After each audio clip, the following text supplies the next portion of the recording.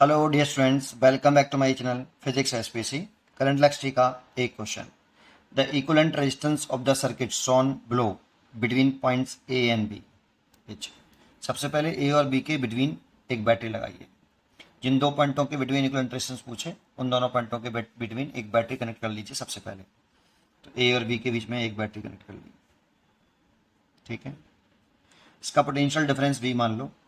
अब जो low potential है उसका पोटेंशियल 0 वोल्ट मान लिया करो, और जिसका पोटेंशियल हाई है उसका V। तो पोटेंशियल डिफरेंस हो गया V इन दोनों पॉइंटों के क्रॉस। अब देखो, इसमें प्रॉब्लम ये है कि ये पोटेंशियल डिफरेंस हो गया V।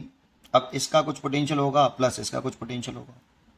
तो इसका अगर x मानते हैं, इसका y मानते हैं, तो ये इसका x माने इसका y माने, तो ये देखो इन दोनों पॉइंटों का पोटेंशियल डिफरेंस और इन दोनों पॉइंटों का पोटेंशियल डिफरेंस अलग अलग है, तो ये पैरेलल में नहीं है।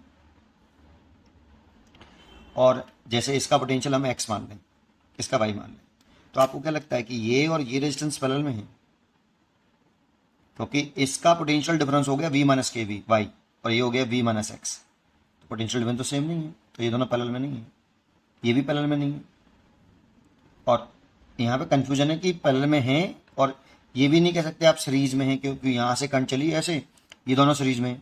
ऐसे भी नहीं कह सकते वाई, क्योंकि जब यहाँ से करंट डिवाइड होगी 3 पार्ट में, तो यहाँ से अगर करंट जा रही होगी तो इधर करंट जा रही होगी ऐसे, और इधर करंट जा रही होगी, तो ये और ये करंट सेम नहीं होगी।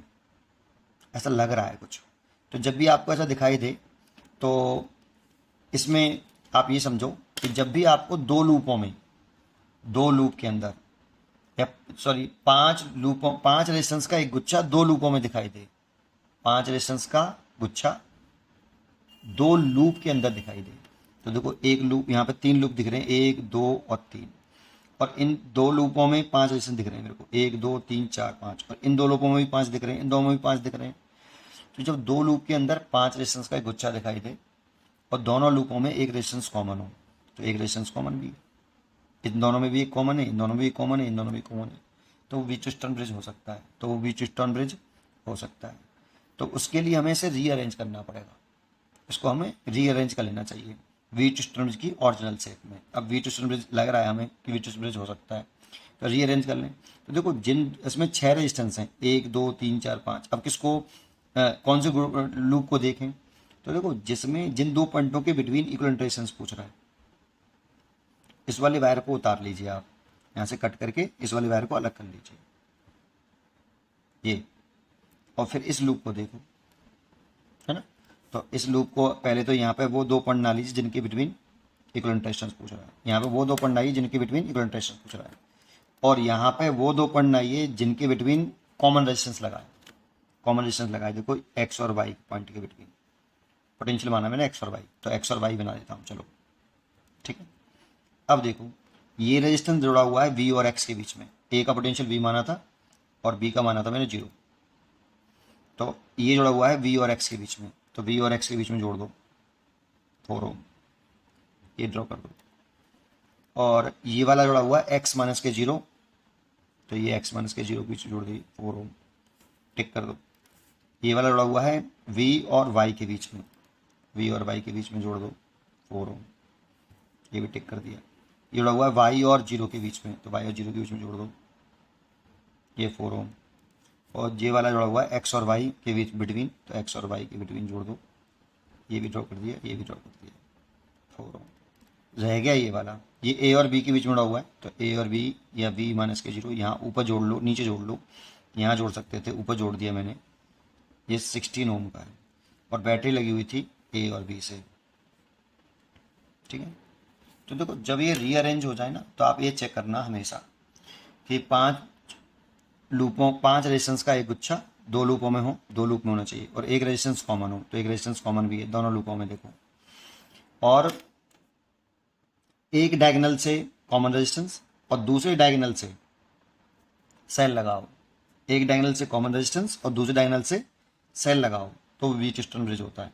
अब चेक कर लो कि वीटस्टोन ब्रिज है, तो वीटस्टोन ब्रिज तो है, बट बैलेंस है अनबैलेंस है, तो इसका मल्टीप्लाई करो, इन दोनों अपोजिट साइड वाले का मल्टीप्लाई करो 16, और इन दोनों का मल्टीप्लाई करो 16, सेम आ रहा है, that means balance Wheatstone bridge है। और बैलेंस है तो इस वाली ब्रांच में कोई करंट नहीं जाएगी, और करंट नहीं जाएगी तो ये रेजिस्टेंस यूजलेस हो गया according to balance condition of balance Wheatstone bridge. ठीक है, चलिए इसमें ये अगर ये रेजिस्टेंस यूजलेस हो गया तो आप इसे हटा सकते हो, इसका कोई मतलब नहीं। अब देखो यहाँ से जब करंट चलेगी आई तो इसका यहाँ से करंट डिवाइड हुई तो यहाँ 3 पार्ट में करंट डिवाइड हुई। इसमें मान लो I1 और इसमें I1 और इसमें I2 और इसमें I3। तो ये I2 जा रही है इसमें करंट सेम होगी I2, इसमें करंट जा रही है तो इसमें I1 होगी और इधर से I3 आ रही, तीनों मीट करके वापस आई। तो आपको ये दिख रहा होगा कि इसमें यहाँ से ये सीरीज में है, अब ये दोनों सीरीज में और ये दोनों भी सीरीज में। तो ये 4 और 4 8 हो गया, ये भी 8 हो गया, तो ये 3 रेजिस्टेंस आ गए इस तरह से पैरेलल में। ये ए पॉइंट है, ये बी पॉइंट है। एक रेजिस्टेंस तो आपका ये वाला आ गया कितने का 8 ओम का, और एक रेजिस्टेंस आपका नीचे आ गया 8 ओम का, और एक रेजिस्टेंस आपका ऊपर है 16 ओम का। ठीक है, ये रहा। अब ये तीनों पैरेलल में कनेक्टेड है, आपको दिख रहा होगा तीनों के अक्रॉस पोटेंशियल डिफरेंस सेम है, सॉरी हाँ पोटेंशियल डिफरेंस सेम है V माइनस के 0, इसके अक्रॉस V माइनस के 0, V माइनस के 0, V माइनस के 0 और करंट डिवाइड हो रही है। तो ये तीनों पैरेलल में हो गए, तो तीनों को आप पैरेलल में कर लो, R इक्वलेंट आ जाएगा। तो 1/R equivalent is equal to 1/16 plus 1/8 plus 1/8। यहाँ से आप 16 एलसीएम ले लो, 1 + 2 + 2 दैट मीन्स 5/16।